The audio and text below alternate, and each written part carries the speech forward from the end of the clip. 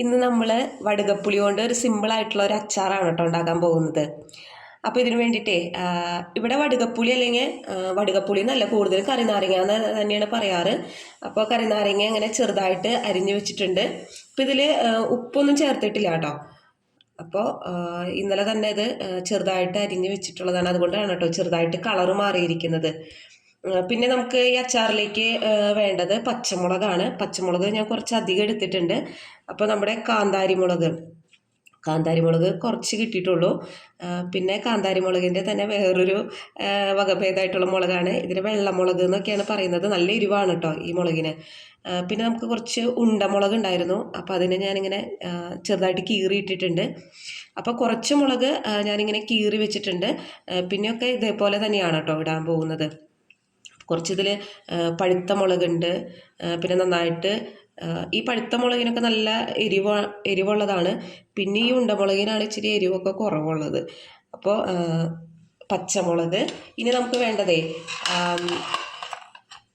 ഇഞ്ചിയും വെളുത്തുള്ളി ഞാനിങ്ങനെ കീറി വെച്ചിട്ടുണ്ട് കേട്ടോ, രണ്ടായിട്ട് കീറി വെച്ചിട്ടുണ്ട്.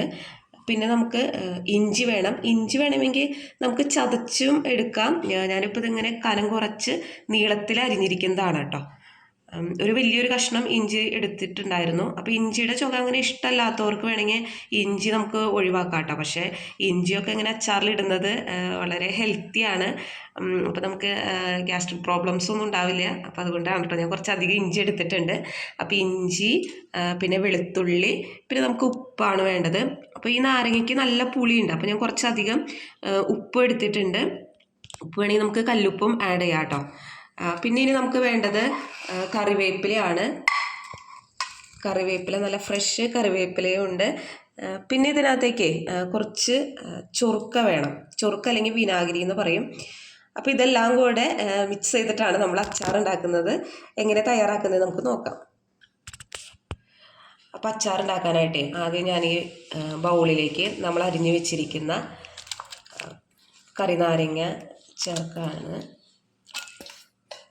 ഇതിങ്ങനെ ഇട്ട് കൊടുത്തു. അപ്പോൾ അതിനകത്ത് കുറച്ച് വെള്ളം കൂടി ഉണ്ടായിരുന്നു കേട്ടോ. അപ്പോൾ ആ വെള്ളം കൂടി ഞാൻ ഒഴിക്കുകയാണ്. ഇനി നമുക്ക് ഇതിനകത്തേക്ക് വേണ്ടതേ ഉപ്പാണ്. പിന്നെ കുറച്ച് ഉപ്പ് ഇട്ട് കൊടുക്കുകയാണ്. ഉപ്പ് നമുക്ക് അവസാനം കുറവാണെങ്കിൽ കുറച്ചും കൂടെ ആഡ് ചെയ്യാം കേട്ടോ. അപ്പോൾ ഉപ്പ് ഇട്ട് കൊടുത്തു. ഇനി നമുക്ക് വേണ്ടത് നമ്മുടെ വെളുത്തുള്ളിയാണ്. വെളുത്തുള്ളി കീറി വെച്ചത് ഇട്ടു. ഇനി നമുക്ക് ഇഞ്ചി അരിഞ്ഞ് വെച്ചിരിക്കുന്നത് ചേർക്കാം. പിന്നെ നമ്മുടെ പച്ചമുളക് ചേർക്കാം. പച്ചമുളക് ഇച്ചിരി എരിവൊന്നും അധികം ഇഷ്ടമല്ലാത്തവർക്ക് വേണമെങ്കിൽ ഇത്രയും പച്ചമുളക് ഇടണ്ട കേട്ടോ. പക്ഷെ ഞാൻ കുറച്ചധികം പച്ചമുളക് ഇടുന്നുണ്ട്. നമ്മുടെ പച്ചമുളക് ആഡ് ചെയ്തു. ഇനി നമുക്ക് വേണ്ടത് നമ്മുടെ കറിവേപ്പില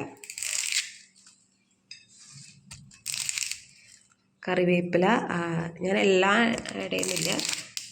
ഒരു 4 തണ്ട് കറിവേപ്പില അങ്ങനെ ഇട്ട് കൊടുത്തു. ഇനി നമുക്കിതൊന്ന് പതുക്കെ മിക്സ് ചെയ്തെടുക്കാം. മിക്സ് ചെയ്യുന്നതിന് മുമ്പ് നമുക്ക് നമ്മുടെ ചൊറുക്കയും കൂടെ ഒഴിച്ചു കൊടുക്കാം കേട്ടോ.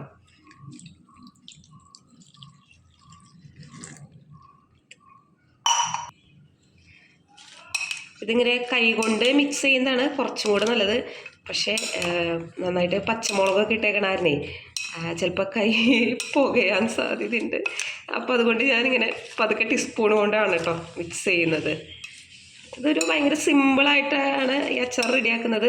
നമുക്കിതിങ്ങനെ മുളക് പൊടി മഞ്ഞൾപ്പൊടിയൊക്കെ ഇട്ട് കടുക് പൊട്ടിച്ച് ഉലുവയും കായൊക്കെ ഇട്ടിട്ട് നമുക്ക് അങ്ങനെയും അച്ചാർ ഉണ്ടാക്കാം.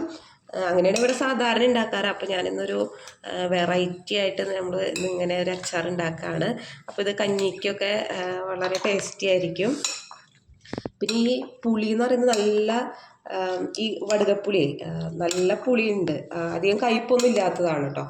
അപ്പോൾ അതങ്ങനെ പതുക്കെ നന്നായിട്ട് മിക്സ് ചെയ്യുക.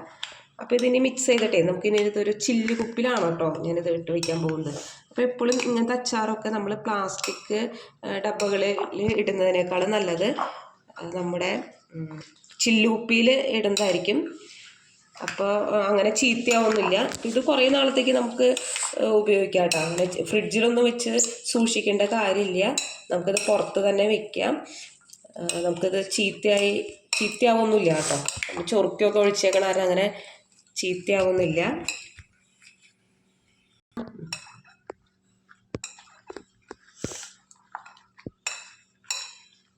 നന്നായിട്ട് മിക്സ് ചെയ്യണം കേട്ടോ.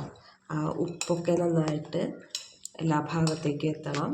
ഉപ്പും ഇഞ്ചിയുടെയും വെളുത്തുള്ളിയും പച്ചമുളകും ചൊറുക്കയും എല്ലാം കൂടെ.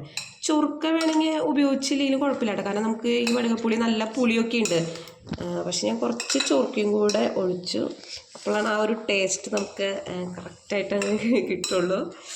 അപ്പോൾ നമ്മുടെ സ്വാദിഷ്ടമായ വടുകപ്പുളി അച്ചാർ ഇവിടെ തയ്യാറായി കഴിഞ്ഞു. ഞാനിപ്പോൾ ഇത് പകർത്തുന്നത് കാണിക്കുന്നില്ല. നമ്മളിത് ഒരു ചില്ല് കുപ്പി നന്നായി കഴുകി തുടച്ചെടുത്തിട്ട് വേണം അതിലേക്ക് പകർത്താനായിട്ട്.